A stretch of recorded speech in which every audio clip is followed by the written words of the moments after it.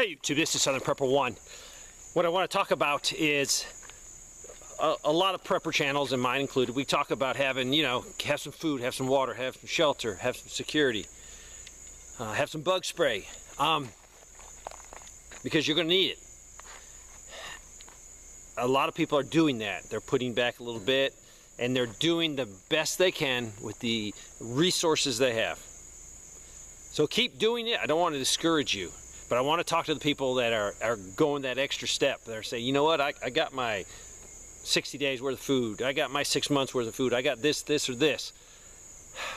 Start thinking long-term collapse, an end of your lifestyle, an end of what we enjoy. Now, I'm not going to say total Mad Max, but I'm going to say an economic depression, hard times beyond what we have ever seen, similar to what the people that went through the Great Depression saw. Now, if we go through another Great Depression like they did, right now society is completely devoid of morals. People will rob you, people will kill you, people will go into a store and just take stuff. They don't care who sees them. There's no shame in that. They don't feel remorse. They don't care. Now, they might hide their face, and that's not because they're remorseful of what they're doing. They just don't want to get caught with a camera or someone filming them. So, if we go into another Great Depression, it will be catastrophic in the sense for security. So, I'm at the point where I am preparing for a complete end of my life as I know it. Now, some might say, Dave, that's just doom and gloom. No, it's reality. Financially, we're beyond salvageable. If you look at the debt, if you look at what the interest rates are doing with the bond market, if you're not preparing for a total change in your lifestyle, it can't be just, hey, I got 6 months worth of water put back, I got 6 months worth of food, and you live in the suburbs. It ain't gonna cut it. I had a person actually get mad at me today because I did a video that was pretty harsh on people that live in the city and the towns, in the suburbs. And that's just being honest. Your chances of survival are not as good as you think they are. Just because you're around a lot of people that will be trying to find any resources available. If you're further out in the country, there's more resources. It's just that. It's not that I don't like people in the suburbs or in the city or I want to make fun of them. No, I know you live there. You got to do the best to your ability. But to give yourself the best chance, you're in the country. The more rural, the better. Why am I in where I am now? I wish, I don't know if you can see, but everything is rolling where I live. I'm in the foothills of South Carolina, in the upstate. So I would give my left leg for an acre of flat ground so I could farm it.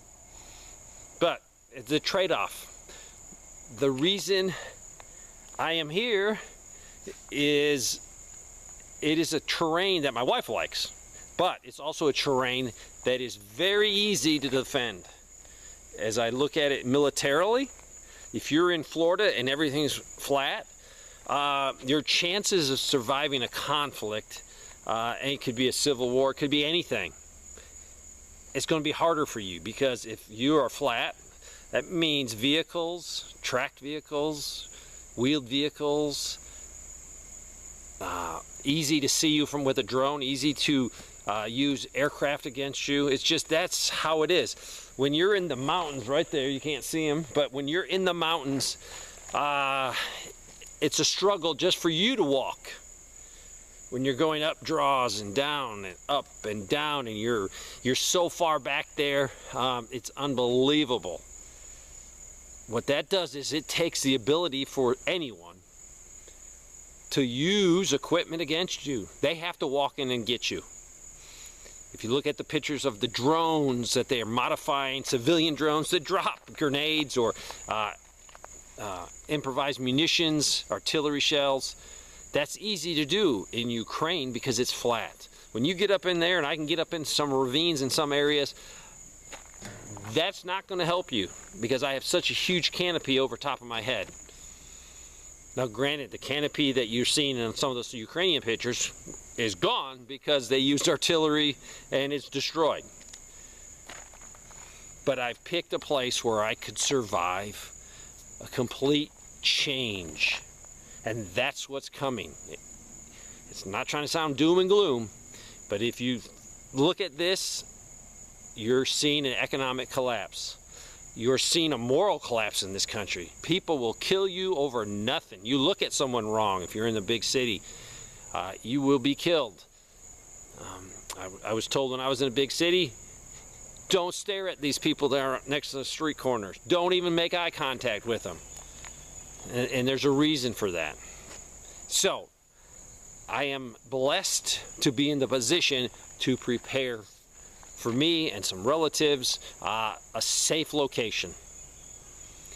Today I helped a relative with some comms, setting up a radio, working on some handhelds. I'm preparing to use alternative communication and not the cell phone. At this location, my son lives next door, so we have 4 cell phones. We have 4 adults, and we each all have a cell phone. I'm preparing where maybe because of financial reasons, we cut down to 2 cell phones on the property. And the reason is if someone needs to go do something, they could take a cell phone. We have a cell phone here. That might come a time when every ounce of your money coming in, you might not be able to afford. So, setting up a communication with radios to talk to friends. If you think about what happened in South Africa, South African white farmers, they have set up networks to communicate over radios, so if there is a farm attack, they can ask for help. We need to get those things rolling in your community. I did see some pictures where some of the attackers are actually having cell phone jammers. So when they go after a farm, they can jam the cell phones of the farmer, so he can't call for help through a cell phone. So it's very easy to get a cell phone jammer. So are you prepared for that? You might think, oh, I got a cell phone. If someone's coming after you or your retreat property, you better have more than just a cell phone to call out on, to call for help. Plus cell phones, you're at the mercy of the cell phone company, the towers, all the other infrastructure that supports it. So that's why you got to develop a radio system. And after you get it developed, if you get everything bought, it's free. It's not a monthly bill like a cell phone. So that's what I'm preparing. I'm preparing for a long term. I'm preparing with solar. So if I might have power, there might be grid power attached to my house, but the cost of that grid power might be so high, or I just don't have any more revenue coming in, income coming in, I can't use it. So that's what I am preparing for now, and I'm urging you. Yes, having 60 days or 6 months supply of this, and this is great. And if that's all you can do, that's all you can do. But if you're at a point, I would seriously consider preparing for a total change of your lifestyle. And that means you're going to have to be a farmer. You're going to have to grow your own food.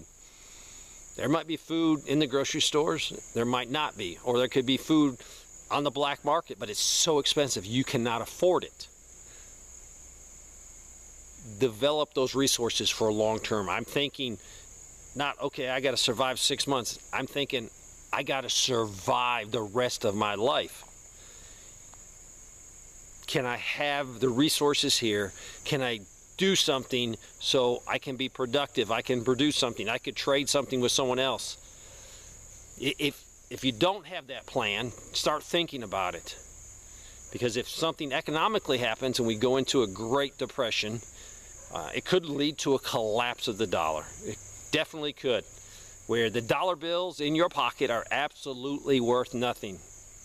So even if you're a millionaire and you're sitting there and say, Dave, I'm all right, Dave, I got $1 million bucks, I'll just go to Walmart and buy whatever. Yeah, it might be more expensive. It might be a point where there's nothing in the store, or your dollar is worth nothing.